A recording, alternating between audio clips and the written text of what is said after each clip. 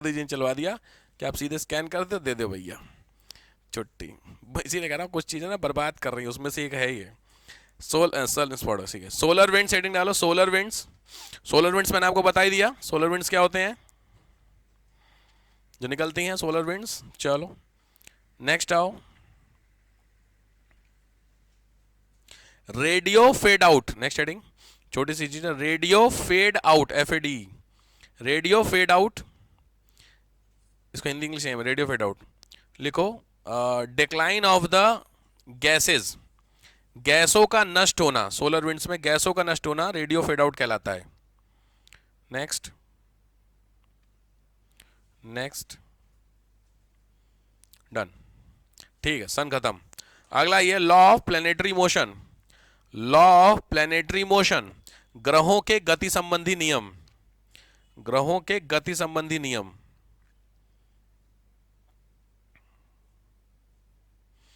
ये थ्योरी किसकी, वो इंपॉर्टेंट है, केपलर की थ्योरी है। ठीक है, ये नियम किसने दिए हैं, केपलर ने नियम दिए हैं। केपलर, केपलर के 3 नियम हैं, बट इंपॉर्टेंट उतने नहीं होते हैं। ठीक है, आपने सुना है कि हर एक जो प्लैनेट होता है सन के चारों तरफ घूमता है ना, ये जो बातें हैं केपलर ने 3 बार में अलग अलग बताई हैं। इंपॉर्टेंट, ये नाम याद रखना।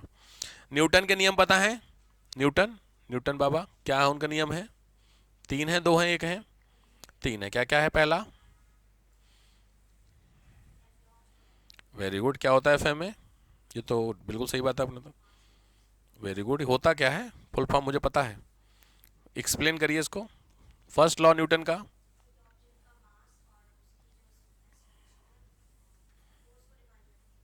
ओके,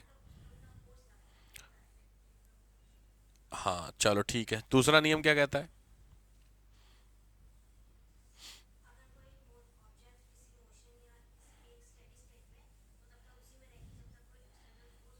काम नहीं करता है, बिल्कुल ठीक बात। थर्ड आपने सुना ही होगा, थर्ड लॉ तो कॉमन होता है, इक्वल एंड अपोजिट। ठीक बात है, पता है, ठीक बात है। ये दोनों आपको पता है तो आगे बढ़ते हैं। ग्रेविटी, पॉइंटर पॉइंटर लिखते चलिए। न्यूटन के नियम तो पता ही है। ग्रेविटी क्या होती है ये भी जानते हैं, मैंने उस दिन भी आपको डिफाइन कर दिया था clearly. Gravity, attraction force towards अर्थ, जमीन की तरफ खींचने वाला जो फोर्स है वो ग्रेविटी कहलाता है, और बाकी सारे ग्रेविटेशनल होते हैं, ये पता होगा। ठीक है, नेक्स्ट लिखिए। सुना आप लोगों का स्मॉल जी, वैल्यू क्या होती है स्मॉल जी की? Very good, 9.8। क्या कुत्ता, घोड़ा, बिल्ली हैं? मीटर पर सेकंड स्क्वायर। अरे यार वही तो कहने लिखे, मीटर पर सेकंड स्क्वायर, 9.80 मीटर पर सेकंड स्क्वायर, यूनिट जरूरी है। तुरंत यहाँ पे पूछा हुआ, थर्ड सेकंड है। मास कितना होता है अर्थ का? लिखिए, मास ऑफ अर्थ, अर्थ का द्रव्यमान 6 इंटू 10⁻²4, फटाफट, 6 into 10⁻²4 kg, 6 into 10⁻²4 kg। Next, density कितनी होती है अर्थ की? घनत्व, डेंसिटी समझते हो सब लोग? डेंसिटी लिख लो 5.5 इंटू 10⁻3, 5.5 इंटू 10⁻3। डेंसिटी की यूनिट क्या होती है? केजी पर मीटर क्यूब, केजी पर मीटर क्यूब। जी मतलब समझ गए होंगे, मैं ग्रेविटी की बात कर रहा हूं तो लॉजिक बात है, सबसे ज्यादा ग्रेविटी कहां होती है अर्थ पे? अर्थ में सबसे ज्यादा ग्रेविटी, बहुत कॉमन सेंस का क्वेश्चन है ये, बहुत फेमस क्वेश्चन है। क्या कारण है कि ऐसा होता है? कोई बात नहीं, एक सर्किल बना लीजिए, तुरंत एक सर्किल बनाइए छोटा सा, बीचों बीच में एक लाइन डालिए, उसको बोलते हैं इक्वेटर, और सबसे जो टॉप का पोर्शन वो पोल होता है, सुना होगा नॉर्थ पोल साउथ पोल। ठीक, तो जहां इक्वेटर लिखे हैं वहां लिखिए मिनिमम ग्रेविटी, इक्वेटर वाली लाइन के साइड में जगह हो तो लिखिए मिनिमम ग्रेविटी, यानी सबसे कम ग्रेविटी होती है यहाँ, क्लियर। और पोलर पे लिखिए हाईएस्ट ग्रेविटी, दोनों पोल पे, साउथ एंड नॉर्थ पोल। हो गया। तो अब इसका फेमस क्वेश्चन प्रीलिम्स का क्या है, क्या कारण है दुनिया भर के जितने भी सैटेलाइट लॉन्चिंग सेंटर है वो कहां होंगे आपके हिसाब से इन दोनों में? सैटेलाइट लॉन्चिंग सेंटर इन दोनों में कहां पे, अगर आपको खोलनी है आपको सैटेलाइट लॉन्चिंग की दुकान, तो आप इनमें से कहां खोलेंगे? इक्वेटर पे खोलेंगे, क्योंकि ग्रेविटी मिनिमम है तो आसानी से ऊपर जाएगा, पोलर के आसपास होगा तो खींचेगा, जितना ज्यादा आपका क्या लगेगा, फ्यूल लगेगा। ठीक बात हो गई। ये तो सेम वही वाली बात है कि आपको स्लोप पे जाना है, तो स्लोप पे ऊपर चढ़ेंगे तो आपको एक्सलेट करना पड़ेगा, और स्लोप से उतरेंगे तो गाड़ी बंद करके आते हैं पहाड़ों से। पहाड़ों से जब भी आदमी देखा है जनरली, मैंने ऑलमोस्ट नैनीताल से जब मैं आता था तो करीब 29 किलोमीटर की डिस्टेंस है काठगोदाम की, तो उसमें से करीब 20-22 किलोमीटर बिना गाड़ी चलाई आती है, क्योंकि पूरा स्लोप है। आप छोड़ दीजिए एक बार चला करके तो आराम, हाँ थोड़ा बस में ध्यान रखना पड़ता है थोड़ा सा, ठीक है। खैर, तो ये आपको बहुत जरूरी चीजें पता होना। नेक्स्ट आओ, शेप ऑफ अर्थ, अर्थ का शेप, अर्थ का शेप कभी भी आपसे पूछे तो क्या लिखेंगे लिखने के पॉइंट ऑफ व्यू से? ओपेक तो ये, उसके अलावा जो, हाँ क्या वर्ड आया? जियोइड शेप, ये इंपॉर्टेंट वर्ड है, GEOID, जियोइड शेप। हिंदी में बोलते हैं पृथ्वी आकार, जियोइड शेप एक अलग ही है, पृथ्वी के आकार को बोलते हैं जियोइड। मतलब जो टॉप का पोर्शन थोड़ा पिचका हुआ होता है उसको जियोइड बोलते हैं। टॉप समझ गए, पोलर हिस्से को। तो आप सर्किल बनाओ, कोई दिक्कत नहीं है, सर्किल बनाने में सबसे ऊपर और सबसे नीचे वाला हिस्सा थोड़ा पिचका देना, समझ गए, वो जियोइड होता है।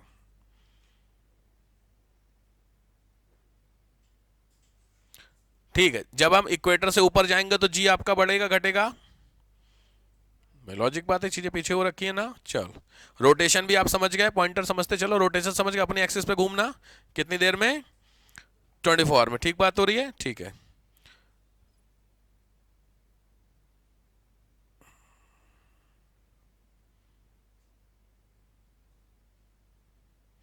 अच्छा, क्वेश्चन इसमें आया हुआ कि अगर अर्थ रोटेट करना बंद कर दे तो क्या होगा?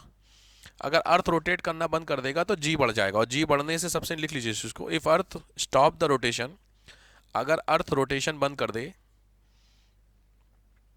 Then value of G increases, value of G increase, G की वैल्यू बढ़ जाएगी, वैल्यू ऑफ जी इंक्रीज बढ़ जाएगी।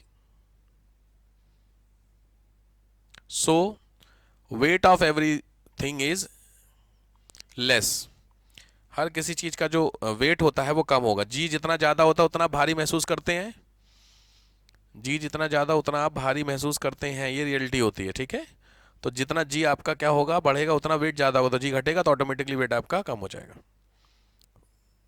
ठीक है। लिफ्ट वाला कॉन्सेप्ट तो पता, जब आप लिफ्ट में गए हैं, सब लोग जाते हैं लिफ्ट में, तो जब लिफ्ट से ऊपर जाते हैं और नीचे जाते हैं, फर्क देखा आपने? लिफ्ट कभी आप जब ग्राउंड फ्लोर से अपने 6ठे 7वें फ्लोर पे जाएंगे तो आपकी बॉडी में चेंजमेंट आते कुछ, और 6 फ्लोर से जब नीचे उतरते हैं तो कभी फील किया नहीं? आज फील करिएगा, अगर आप लिफ्ट यूज़ करते हैं तो चेक कीजिएगा, तो आपको देखिएगा आपकी बॉडी वेट थोड़ा कम ज़्यादा महसूस होगा। लॉजिक है, जब लिफ्ट ऊपर जाती है हमेशा आपको वेट ज़्यादा महसूस होगा अपना, ऐसा होता है। और जब ऊपर से नीचे आती है तो कई बार ऐसा नौबत आती है कि आपको पकड़ना पड़ता है कुछ, नहीं तो आप गिर जाओगे। अगर स्पीड में थोड़ी सी लिफ्ट आए, ढंग की लिफ्ट में आप जाएं तो वहाँ पे ऐसा होता है, एक बहुत फेमस, ये फिजिक्स का फिनोमिना है सारा, बट आपका वेट तो सेम है, वेट तो कहीं कम नहीं, फील आपको हो रहा है, फिजिक्स में ऐसा होता है। तीसरा होता है कि जो लिफ्ट होती है अगर उसकी डोरी टूट जाए, डोरी का मतलब पीछे जो नहीं लगा होता है स्प्रिंग, अगर वो स्प्रिंग टूट जाए तो क्या होगा? तो सीधी बात है, आप सीधे छत से टकराएंगे, क्योंकि आपका जी जीरो हो जाएगा, ग्रेविटी जीरो हो जाती है स्प्रिंग के टूटने से, और एकदम से लिफ्ट नीचे आएगी। कभी ना हो, बस सीधी बात है, वरना अगर आपकी सीधी बात है, मतलब लिफ्ट आपकी 14-15 फ्लोर पे है और आप चढ़े हो, एकदम से उसकी स्प्रिंग टूट गई तो सीधे नीचे आएगी, और सीधे जैसे नीचे आएगी तो उस ड्यूरेशन की पूछ रहा है क्या होगा, तो उस ड्यूरेशन में आपका जो सर होगा वो किससे लड़ेगा? छत से। मतलब आप जमीन छोड़ देंगे, उसके पीछे का रीजन क्या होगा? जी जो हो जाएगी वो खत्म हो जाती है, तो जी खत्म हो, जी का मतलब ही क्या है? आपको खींच रहे नीचे, और जब जी जीरो होगी तो लॉजिक बात है ग्रेविटी खत्म, तो आप कहाँ लड़ेंगे? छत पर लड़ेंगे, ठीक बात। ये चीजें लिफ्ट वाली फिजिक्स में पढ़ना होता है, नीड नहीं है। मून का सुना आपने? मून का कितना होता है मास? मूस मतलब हमारा मास कितना दिखता है उसमें? 1/5। ये नहीं पता आपको? क्योंकि जो मून होता है उसकी ग्रेविटी अर्थ की 1/5 होती है, इसीलिए आप लोगों ने थोड़ी मूवी वूवी देखी होगी हॉलीवुड वाली, खास करके स्पेस वाली, वहां पे देखिए जब मून पे उतर तो जंप करते हैं। भाई ध्यान दिया हो कभी ये सब चीजें? मैं, तुम तो पुष्पा ही वाले हो, क्या हमें क्या पता सर। देखना ग्रेविटी मूवी, देखना ग्रेविटी, देखे हो ग्रेविटी? देखना, इंटरस्टेलर देखना, बहुत सारी मूवीज देखना, तो उसमें हमेशा जंप करने का पीछे का रीजन ही होता है क्योंकि आपकी ग्रेविटी 1/5। ऐसा नहीं है कि आप जानबूझ के कूदते, आप कूद के ही चलेंगे। ग्रेविटी जितनी अगर ग्रेविटी जीरो तो उड़ोगे कि नहीं? स्पेसशिप के अंदर का हिसाब किताब देखियो कि नहीं, जो स्पेसशिप के अंदर लोग रहते उड़ते हैं, क्यों? क्योंकि जीरो, जी क्या है? जीरो, तो वो उड़ रहे हैं। तो लॉजिक बात है 1/5 है तो उड़ तो नहीं पाओगे, बट लगभग उड़ने की सिचुएशन है। भाई हम और आप जब भी जमीन पे खड़े हैं, अगर जी जमीन पे खड़े, उसका सबसे बड़ा रीजन क्या है? जी। तो अगर वो जी जितना कम होता जाएगा उतना हम जमीन से छोड़ते जाएंगे कि नहीं? भाई सिंपल बात है, ये रिमोट जो आपका टेबल पे रखा है बिकॉज ऑफ सम अट्रैक्शन, वो अट्रैक्शन अगर तो जमीन पे के ऊपर रहेगा कि नहीं रहेगा? सिंपल बात है। तो जो मून होता है वहां पर जो जी होता है वो अर्थ का 1/5 होता है, तो लॉजिक है आपकी बॉडी वेट का भी 1/5 ही होगा, वहां पर फील होगा, मतलब आपको, मतलब अगर आप 100 किलो के हैं तो आपकी फीलिंग कितनी आएगी? 20 किलो की आएगी फीलिंग। रीजन क्योंकि जी उसका 1/5 होता है। ये चीज समझ रहे हो ना भाई? पूछा हुआ है कि कितना वेट में कमी हो जाती है। नेक्स्ट आपने सुना होगा वो स्केप वेलोसिटी, स्केप वेलोसिटी सुना है? क्या बोलते हैं हिंदी में? प्रत्यवेग करके कुछ बोलते हैं। स्केप वेलोसिटी का मतलब होता है किस स्पीड से किसी चीज को फेंकें जिससे वो स्पेस में चला जाए। आप कोई भी गेम खेले हैं, कैच कैच कुछ मैच खेलते होंगे, क्रिकेट खेलते हैं या कुछ भी खेलते हैं, शटल कॉक वाला, वो बैडमिंटन, कुछ भी खेलते हो, तो आप कोई चीज मारते हो तो वो नीचे आती है, तो लॉजिक बात है, हम किस स्पीड से उसको मारे कि नीचे से कुछ स्पीड से फेंके ऊपर ही चला जाए, ऐसा हो सकता है जब आप जी को तोड़ दें, और जी खींच रहा है उसको, तो अगर जी आप तोड़ेंगे तो एक पर्टिकुलर स्पीड होती, क्या स्पीड होती वो? हाँ सही आ रही है, 11.2 kmph, ध्यान से लिख लीजिए इस चीज को, इसको लिख लीजिए। क्या मैंने बताया वर्ड? अरे क्या वर्ड था यार, एस्केप वेलोसिटी बोलिए मैं, एस्केप वेलोसिटी, बहुत ध्यान से, 11.2 kmph, किलोमीटर पर सेकेंड, 11.2 kmph, समझ गए?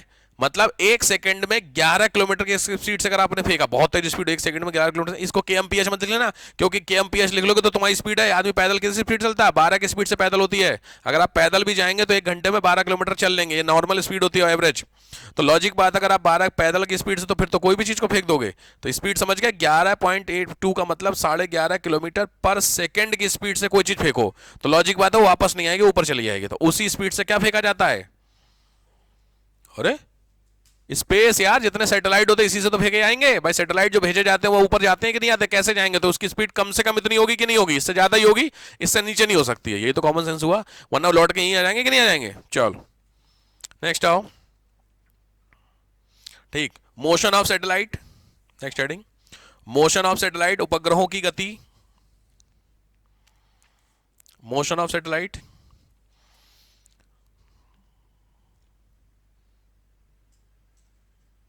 सेम होते हैं, लिखो सेम टू मोशन।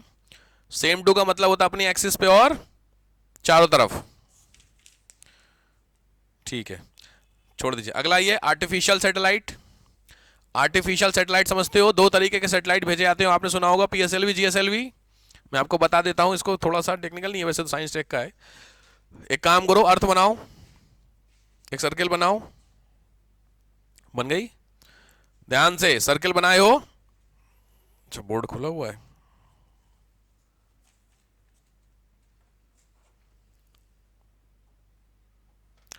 देखो, एक सर्किल बना लो, इसके ऊपर एक लेयर बनाओ और थोड़ा दूर होकर के एक लेयर बनाओ। समझ गए? जो पहली वाली लेयर बना, वहां लिखो 900 किलोमीटर, और जो ऊपर वाली बना, वहां लिखो 29,000 किलोमीटर, 29,000 किलोमीटर। क्लियर हो गया? तो जहां पे आपने 900 लिखा है उसको लिखो पी, पोलर ऑर्बिट। तो आपने सुना होगा पीएसएलवी, सुने हो? तो जो पीएसएलवी भेजे जाते हैं वो यहां भेजे जाते हैं, और जो सबसे ऊपर वाले लिखे वहां लिखो जी। जी का मतलब होता है जियो सिंक्रोनस, भूतुल्यकाली, जियो सिंक्रोनस, 29,000 किलोमीटर। समझ गए? ये जी होता है, ये 29,000 किलोमीटर पे जो स्पीड होती है वो उसकी उसी हिसाब से रखी जाती है जितनी अर्थ की होती है स्पीड। अर्थ भी अपनी एक स्पीड से घूम रही है, अर्थ घूम रही, रोटेट कर रही है ना, तो किसी स्पीड से घूम रही होगी भाई। तो जिस स्पीड से घूम रही है एग्जैक्ट वही स्पीड जी पे रखी जाती है, इसीलिए उसको बोलते हैं जीपीएस, जियो सिंक्रोनस, भूतुल्य। होली पे चंद्र ग्रहण, कमाल हो गया यार, अभी बात कर ही रहा था ना, अभी देखो मैसेज आ गया, होली पर इस बार चंद्र ग्रहण लग रहा है। ठीक है, 29,000 किलोमीटर, तो इसको जियो सिंक्रोनस बोलते हैं। जियो सिंक्रोनस, समझ गए? ये एग्जैक्ट स्पीड होती है अर्थ की। ध्यान से समझो। अब देखो, यहां पे तुमने एक सैटेलाइट रखा, सैटेलाइट समझते हो ऐसे करके सैटेलाइट होता है, अबे ऐसे करके मूव करता है। तो अगर यहां पे सैटेलाइट है, अर्थ की जिस स्पीड से अर्थ मूव कर रही है उसी स्पीड से ये करेगा, तो दोनों इक्वल हो गए कि नहीं? तो अगर इक्वल हो गए तो यहां पे जो सिग्नल यहां से भेजे जाएंगे वो पैरेलल इक्वल, मतलब सेम सेम आएंगे। इसी को बोलते हैं जीपीएस। समझ गए? तो जीपीएस में आप कैसे जीपीएस के हिसाब से सब कुछ ट्रैक कर सकते हो? वो तब जब इसकी और इसकी स्पीड एग्जैक्टली इक्वल, तभी तो आपको बता पाएगा कि अब आप यहां चल रहे हो। जीपीएस कभी लोकेशन देखे हो व्हाट्सएप पे? तो लोकेशन कैसे होती है? एग्जैक्ट लाइव लोकेशन दिखाता। क्यों दिखाता? क्योंकि ये दोनों बराबर है। तो इसीलिए दो तरीके के लॉन्च व्हीकल होते हैं, आपने सुना होगा पीएसएलवी, जीएसएलवी, कभी ध्यान दिया होगा। तो पीएसएलवी यहां भेजे जाते हैं, जीएसएलवी वहां भेजे जाते हैं। ठीक हो गई बात? लॉजिक बात है, ज्यादा फ्यूल किसमें लगेगा? जीएसएलवी में। तो सबसे हैवियर जो होते हैं वो जीएसएलवी होते हैं, हल्के वाले पीएसएलवी होते हैं। जीएसएलवी का मेन यूज क्या होगा? जीएसएलवी तो व्हीकल होता है, जीएसएलवी, ठीक है, geosynchronous satellite launch vehicle. SLV तो दोनों में है। तो सैटेलाइट लॉन्च व्हीकल मतलब सैटेलाइट को लेके जाने वाला होता है। लॉजिक बात है, जीएसएलवी का मेन पर्पस क्या होगा आपको अगर कराना हो? जीपीएस तो एक हो गया, उसके अलावा वेदर बाय कॉमन सेंस है, अर्थ पे होने वाले जो चेंजमेंट है उसकी स्टडी हम जीएसएलवी से कर सकते हैं, क्योंकि अर्थ के बराबरी कोई चीज आपको रखनी पड़ेगी। तो जो पीएसएलवी है उसका यूज क्या होगा? जो अर्थ के मूवमेंट से काम ना हो, अर्थ के मूवमेंट से अर्थ के अंदर कौन कौन से मिनरल्स हैं, अर्थ में कब क्या होने जा रहा है, वो सारी चीजें आपकी पीएसएलवी से है। लेकिन अर्थ के चारों तरफ का क्लाइमेट क्या होगा, कब मौसम चेंज होगा, नहीं ये सारे आपके किस में होते हैं, जी में होते हैं। ठीक है, नेक्स्ट आओ, जीएसएलवी पीएसएलवी। ठीक है, type of satellite, type of satellite लिख लो, हेडिंग डालो, उपग्रहों के प्रकार। पहले सैटेलाइट होते हैं कम्युनिकेशन सैटेलाइट, संचार उपग्रह, कम्युनिकेशन सैटेलाइट, संचार उपग्रह, कम्युनिकेशन सैटेलाइट, संचार उपग्रह, समझ गए, कम्युनिकेशन करने के लिए। दूसरे होते हैं साइंटिफिक सैटेलाइट, वैज्ञानिक उपग्रह। कल वाला आपने लिख लिए थे जो दिया गया था, कंप्लीट, सारी कैपिटल लेटर हो गई। अरे वाह, मेरे को आशा थी नहीं आप लोगों से यार, सबने लिख लिए, सही सही बात है, बहुत अच्छी बात है भाई। साइंटिफिक सैटेलाइट, साइंटिफिक समझ के जिसका यूज कौन करेंगे, साइंटिस्ट लोग। तीसरे होते हैं वेदर सैटेलाइट, मौसमी उपग्रह, मौसम की स्टडी करने के लिए। फोर्थ होते हैं remote sensing satellite, remote sensing, remote sensing को बोलते हैं दूर संवेदी उपग्रह। रिमोट सेंसिंग में लिख लो दूर संवेदी, बहुत इंपॉर्टेंट है यही जो रिमोट सेंसिंग है, चाहो तो लिख लो IRS, IRSS बोलते हैं इन सैटेलाइट को, IRSS, Indian remote sensing satellite. ठीक है, रिमोट सेंसिंग में चाहो तो लिख लो सोर्सेज ऑफ अर्थ, पृथ्वी के सोर्सेज को पता लगाना, कितना सोना कितना चांदी, ये सब वहीं से पता चलता है। भाई सीधी बात इसी बताओ, अर्थ के 6 किलोमीटर नीचे सोना है, आपने सुना है फला जगह पे इतना गोल्ड का रिजर्व मिला, कहां से मिला, कोई गया था वहां पे, नहीं, वहां से जो सैटेलाइट था वो भेजा गया था, उसने रेज डाली थी, वो रेज उसके नीचे जाकर के उन्होंने वापस किया था कि वहां पे इतना गोल्ड है, कुछ को समझ रहे हो। तो इस तरीके के जो सोर्सेस का पता करते हैं वो आपके IRSS कहलाते हैं। ठीक है, नेक्स्ट आओ, जियो स्टेशनरी सैटेलाइट, जियो स्टेशनरी को बोलते हैं भू स्थिर उपग्रह, जियो स्टेशनरी मतलब भू स्थिर। तो पृथ्वी के यही जियो स्टेशनरी जो तुमको मैं बोल रहा था, समझ गए, जो अर्थ के पैरेलल मूव करते हैं, लेकिन move parallel to the earth, जो अर्थ के समानांतर मूव करते हैं, जियो स्टेशनरी, अर्थ के समानांतर मूव करते हैं, जियो स्टेशनरी। तो अर्थ के समानांतर के लिए भाई अर्थ की टाइमिंग से मैच करना चाहिए, तो जितने भी आप समझ सकते हो, सिंपली चाहो तो लिख लो DTH, जो टीवी ओवी पे आते हैं सैटेलाइट, DTH वाले सुने हो, DTH डायरेक्ट टू होम।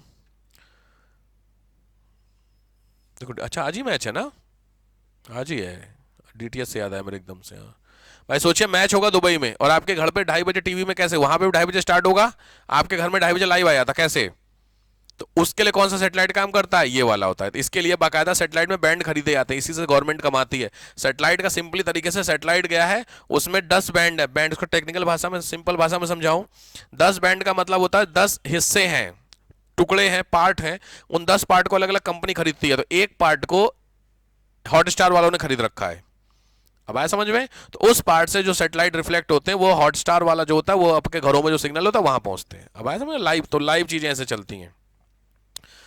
ठीक है, उपग्रह के बाहर था मैंने आपको बताई था, बाहरहीनता, डन। ठीक है, लास्ट हेडिंग डाल दो, बहुत ज्यादा कंटेंट हो जाएगा तुम्हारा। मून, मून, लास्ट हेडिंग डाल दो, मून।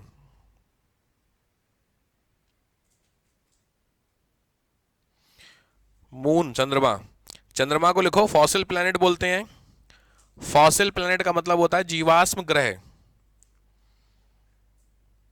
चंद्रमा की स्टडी को बोलते हैं सेलेनोग्राफी, सेलेनोग्राफी बोलते हैं, स्टडी ऑफ मून।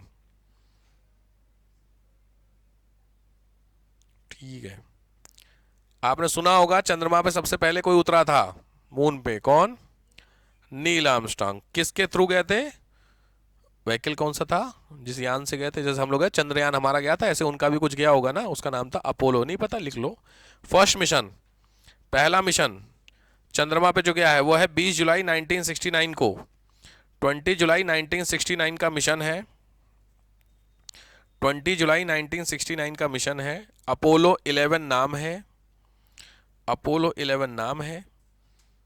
जिस जगह उतरे थे उसका नाम है सी ऑफ ट्रैंक्विलिटी, सुना होगा आपने, सी ऑफ ट्रैंक्विलिटी, सिंपली भाषा में शांत सागर।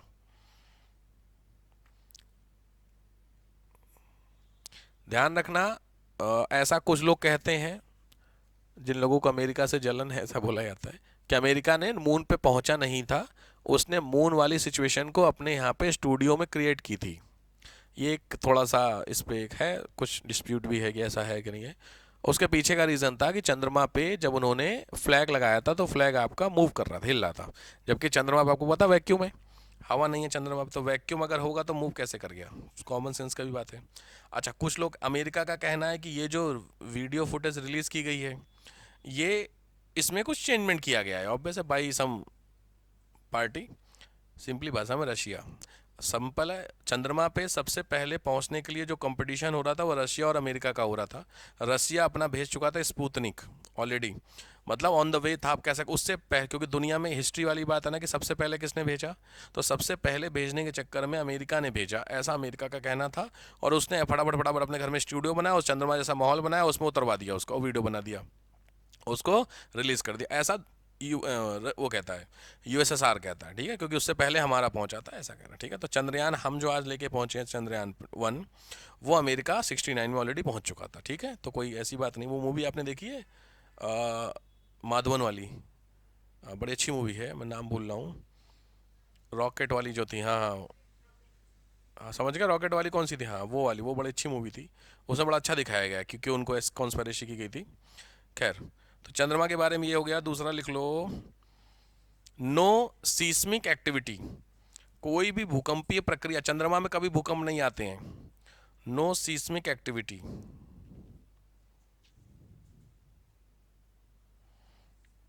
ठीक है, no seismic activity.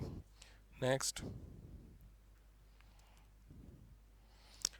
Absence of climate, चंद्रमा पर एब्सेंस होता है, क्लाइमेट नहीं होता मतलब हवा नहीं है, हवा नहीं है तो मतलब कुछ नहीं, चंद्रमा पे सांस नहीं ले सकते।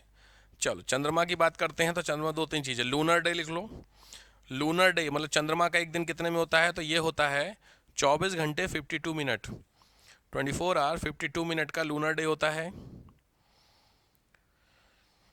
दूसरा लिखो,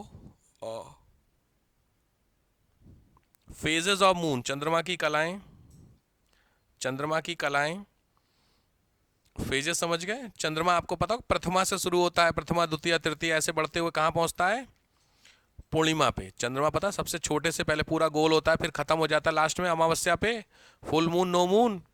तो ये जो है ये कलाएं हैं इसकी 15 है, समझ गए। तो 1 से स्टार्ट होकर 14 तक जाएगा चतुर्दशी, और फिर 15वें को क्या बोलते हैं, पूर्णिमा। फिर 16 तारीख से होता है प्रथमा, वहां से भी स्टार्ट होता है, बट कौन से पक्ष की होती है, कृष्ण पक्ष की, ये पता ना भैया, पक्की बात ना। पहले 15 दिन शुक्ल पक्ष, अगले 15 दिन कृष्ण पक्ष, क्लियर।